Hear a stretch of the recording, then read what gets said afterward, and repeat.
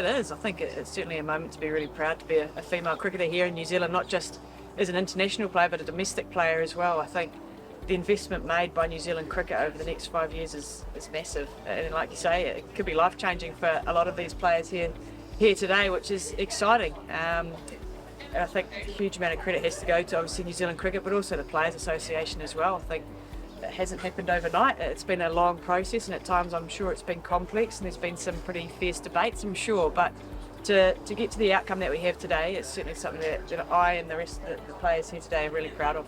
No, well, I was talking with someone the other day, and I remember back when I first started playing, you got $30 food allowance, and I thought that was an absolute ripper. So to where we are today is massive, and again, like I said, it makes me really proud to see the investment and the support of the women's game. And I think obviously money's one part of it, but it's the resource, the systems and the processes that go in underneath it. So we spoke about the North-South series. I think that's going to be a real pivotal part for us to bridge that gap between domestic and international cricket. I think the resources around the well-being is obviously something really important that I think the Players Association does so well, and that we're so extremely fortunate here in New Zealand to have the support of that network is something that is going to help push all female cricketers, all cricketers in New Zealand to be in a better place.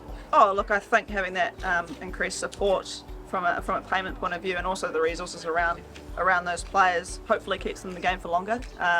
Obviously, it's a big commitment, domestic cricket, and there's a lot of hours that go in behind the scenes training and also travel as well. And that really compensates them for the hard work that they're putting in, and hopefully encourages them to keep playing. And I think we've got some players that have played for the White Ferns that aren't playing international cricket at the moment, and they play a huge role in domestic cricket and also mentoring younger players in the game and helping bring the overall standard up. So from my point of view, I hope that keeps those players in the game for longer and increases the standard of domestic cricket. I think it's certainly needed. I think everyone saw from the World Cup earlier this year about the standard of women's cricket, and it's just getting better and better. It seems every month that new players are coming out, and I think we know that our performances haven't been up to standard. And I think with this level of investment and the resources that are getting put into this group, and not just the international girls, it's the domestic players as well, it's going to take a bit of time too for that investment to I guess leak through into all facets of the game. But I think it's hugely important and necessary as well for us to push ourselves forward. We know we've got the talent, but now we need to make sure that we're really making use of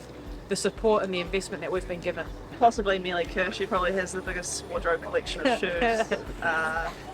So yeah, I think obviously the increased investment hopefully helps the girls financially and be a little bit more secure. But at the same time, we don't play cricket for money, and it is about the resources, like Sophie said, that are going in behind us. And I think the most important thing is we need to have a really strong domestic competition to help build a successful White Ferns side. And I think that's probably the biggest part of this agreement, is building the resources around our domestic players and hopefully bringing the overall standard of domestic cricket up and translating hopefully into a really strong White Ferns side.